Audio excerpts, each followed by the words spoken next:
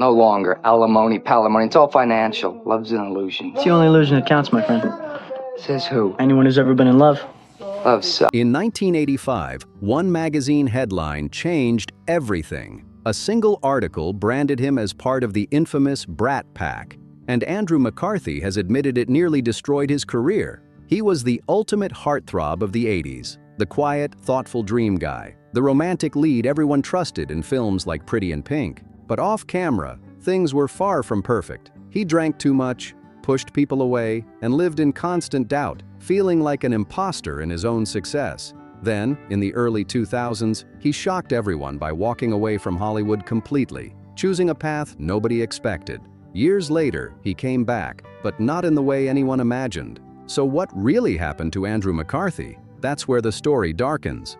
Andrew Thomas McCarthy was born on November 29, 1962, in Westfield, New Jersey, a quiet town where big dreams seemed out of place. His father worked in finance, his mother was an artist, yet Andrew always felt an emptiness he couldn't explain. He described himself as painfully shy, never fitting in anywhere. Acting became his lifeline, his way of feeling alive. He later attended NYU's Tisch School of the Arts, training under the same teachers who once shaped icons like De Niro and Pacino. But Andrew wasn't drawn to heavy method acting or deep realism. He wanted something that felt real, but still his own.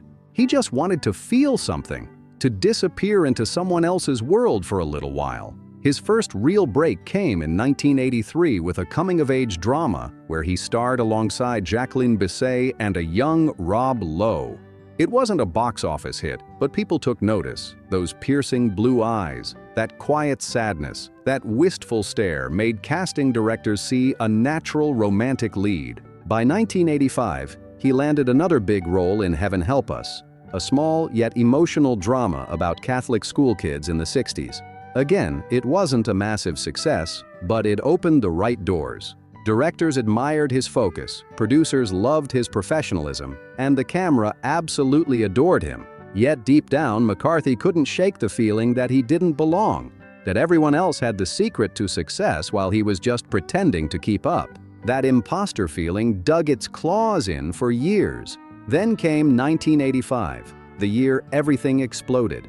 Andrew McCarthy joined the cast of St. Elmo's Fire, Joel Schumacher's iconic ensemble film about college grads stumbling into adulthood. The cast was stacked: Emilio Estevez, Rob Lowe, Demi Moore, Judd Nelson, Ali Sheedy, Mare Winningham, basically every young Hollywood star under 25. The movie's box office was decent, but what came next? Seismic. In June 1985, everything changed forever. Then came the article that changed everything. New York Magazine published David Blum's now infamous piece, Hollywood's Brat Pack. It was supposed to be a profile on Emilio Estevez, but instead, it turned into a ruthless public takedown. The young stars were painted as spoiled, shallow, and interchangeable. Hollywood's privileged kids playing grown-ups. Blum grouped them all under one sneering title, the Brat Pack. For Andrew McCarthy, that label felt like a curse.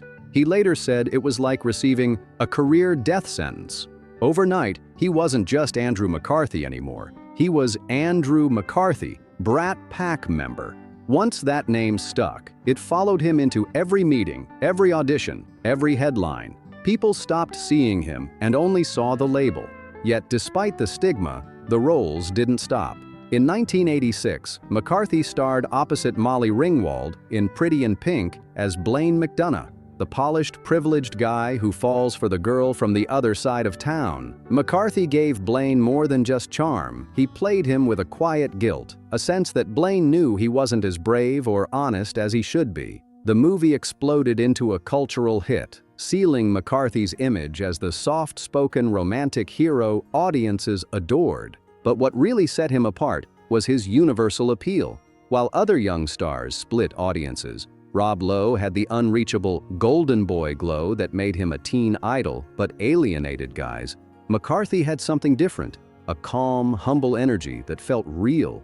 He wasn't trying to be the coolest guy in the room, and that effortless authenticity made him magnetic. Women adored him for his warmth and sensitivity, while men saw him as that easygoing friend they could actually relate to. He wasn't arrogant or flashy, he was genuine, even a bit unsure of himself. And in a decade overflowing with loud egos and oversized personalities, that quiet awkwardness made him unforgettable. Then came Less Than Zero in 1987, and everything changed. Based on Bret Easton Ellis's controversial novel, the film dove headfirst into the dark, empty world of wealthy Los Angeles teens lost in addiction and self-destruction. McCarthy played Clay, a college student coming home to find his best friend, played by a young Robert Downey Jr., destroyed by cocaine and desperation, even selling himself just to survive. It was McCarthy's rawest, most vulnerable performance yet. He later said it felt like the first time he was truly honest on screen. By then, his own drinking had spiraled, never as extreme as Downey's, but enough to recognize the hollow ache behind the character's eyes. Critics brushed the film off as too polished, too Hollywood, but McCarthy understood that cold emptiness because he lived it. It wasn't just acting, it was truth bleeding through the surface. And then, in the same whirlwind year, he flipped the script completely. He starred in Mannequin, a wild romantic comedy about a man falling in love with a store mannequin that magically comes to life. It was outrageous, over the top, and completely ridiculous, but it was also pure, unfiltered fun. It was a total 180 from Less Than Zero. Mannequin turned into a surprise box office hit, pulling in over $42 million and later earning cult classic status. That was the strange thing about Andrew McCarthy in the 80s. He was everywhere, yet somehow nowhere. His face was on every poster, every magazine, but deep down, he still didn't know who he really was. By the early 90s, the Brat Pack label had done its damage. McCarthy never sugarcoated it. He said Hollywood just didn't know what to do with him anymore. Once he outgrew the sensitive teen heartthrob image, the industry froze him out. He wasn't the square-jawed leading man type, but he wasn't quirky enough to be a character actor either. He'd been boxed in, and when that box closed, so did the doors. In 1988, he reunited with Molly Ringwald for Fresh Horses, a darker, more mature drama about a college guy who falls for a troubled girl from rural Kentucky. On paper, it sounded like magic, the same pairing that made Pretty in Pink iconic, but when the movie hit theaters, audiences didn't show. Critics barely noticed. That spark that once lit up screens had simply faded. The Brat Pack era was over, and everyone felt it. He tried going grittier with Kansas, playing a drifter caught up in a small-town bank robbery, but the film made barely a sound. Still, he kept working. Weekend at Bernie's in 1989 became an unexpected comedy hit and even got a sequel. But McCarthy admitted he only did it for the paycheck, not passion. Even as some of those films gained loyal fans later, back then, each one felt like a quiet step backward. By 1991, he was starring in Year of the Gun, a tense political thriller set in 1970s Italy, still searching for a direction that felt like his. Year of the Gun barely made a ripple. A couple years later, McCarthy landed a small role in The Joy Luck Club in 1993, a beautifully written, critically adored ensemble drama. But by that point, he was no longer the leading man. He was background, a supporting piece in someone else's story. Then, Getting In, 1994, came and went unnoticed. Dream Man, 1995, didn't even make it to theaters. It went straight to video. He wasn't crashing and burning. He was simply fading, slipping into Hollywood's blind spot. And as the spotlight dimmed, the drinking got worse. McCarthy has called this era one of deep disorientation. For years, his 20s had been filled with recognition, attention, and constant validation. People telling him he was special. Then, overnight, it was gone. The auditions stopped, the phone went silent, and when a role did show up, it felt hollow, like it belonged to someone else entirely. He said he felt invisible, not because people didn't recognize him, but because he didn't recognize himself. The fame, the faces, the labels, it all blurred into noise. To escape that suffocating stillness, he started traveling. At first, it was just to get away, to breathe again. But slowly, it became something more profound. He began writing about his journeys, not as an actor, but as a man trying to rebuild meaning from the ruins of his old life. Quietly, that writing turned into his lifeline. By the early 2000s, Andrew McCarthy did what almost no one in Hollywood dares to do. He walked away completely and reinvented himself. He began crafting travel essays, intimate reflections on the world and on his own journey, trying to understand not just where he'd been, but who he was becoming. Editors quickly noticed something striking about his writing. It wasn't polished or picture perfect. It was raw, reflective, and sometimes painfully honest.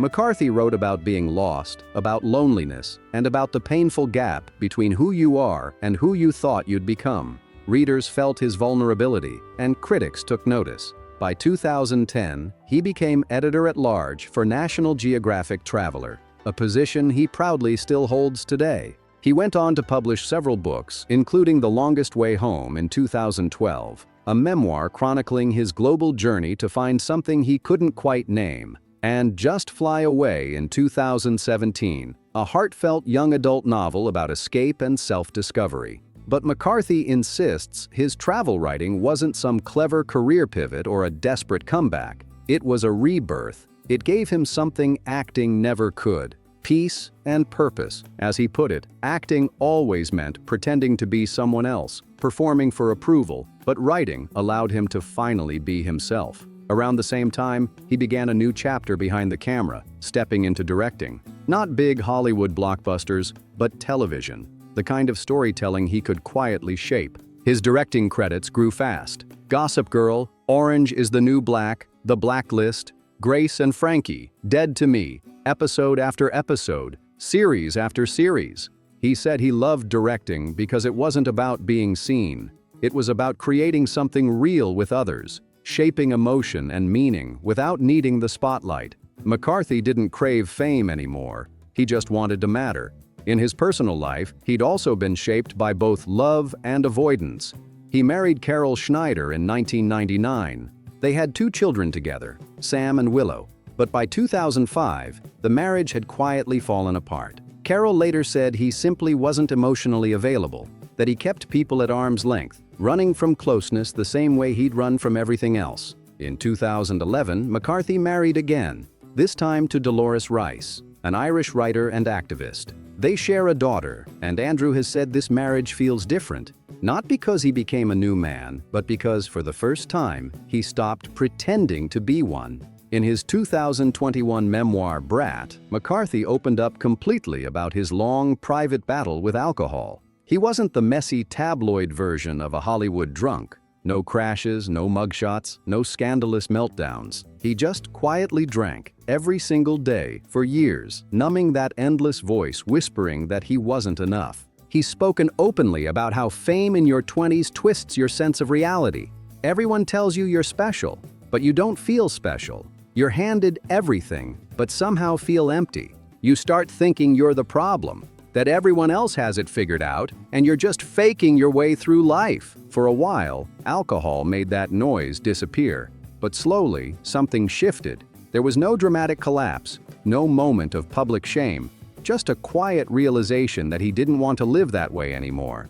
He got sober on his own terms, step by step, and began facing what he'd spent decades running from. He's also been refreshingly honest about going to therapy, learning to sit with discomfort, and finding peace in growing older. Because, as he put it, getting older finally meant I stopped caring so much about what people think. And maybe that's the real story. Not that he escaped fame, but that he stopped letting it own him. For years, Andrew McCarthy avoided even mentioning the Brat Pack. No cozy nostalgia interviews, no glossy reunions, no trips down memory lane to those wild days when he was 23. But in 2021, he finally faced it head-on with his memoir, Brat, a brutally honest, deeply self-aware reflection on the chaos, the fame, and the fallout.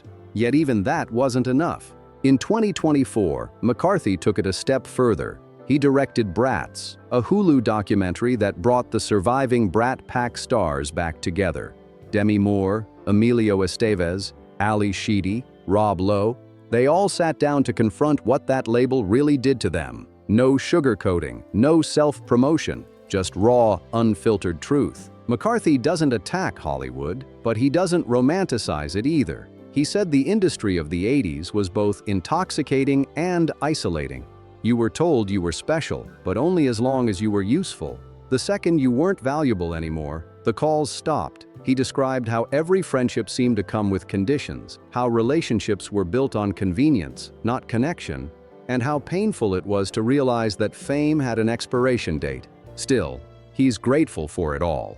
That wild ride, from overnight stardom to complete invisibility to creative rebirth, taught him something far more important: that identity can't come from applause or validation. It has to come from within. Today, McCarthy is still in the business, but fully on his own terms. Directing television because he loves storytelling, writing because it keeps him grounded, and traveling because it reminds him that the world is so much bigger than Hollywood. He's finally at peace with the fact that most people still picture him as that guy from Pretty in Pink. But that's not who he is anymore.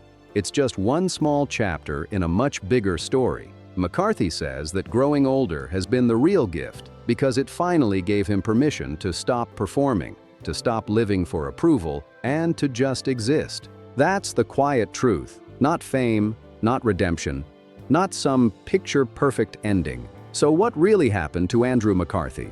He didn't fade away. He simply stopped being who everyone else wanted him to be. He refused to pretend that the 80s were the highlight of his life, because they weren't. Instead, he built something real, becoming a writer, a director, a husband, a father, and above all, a man fully grounded in the present. He spent his 20s being told he was special, his 30s wondering why he didn't feel that way, and his 40s and 50s creating a life that finally felt right, one that didn't depend on applause or labels. The Brat Pack tag almost broke him, but it never defined him. If you grew up watching Andrew McCarthy, or maybe just discovered his story now, share your favorite film, memory, or the moment that surprised you most. Don't forget to like, comment, and subscribe for more stories that pull back Hollywood's curtain. Thanks for watching, and I'll catch you in the next one.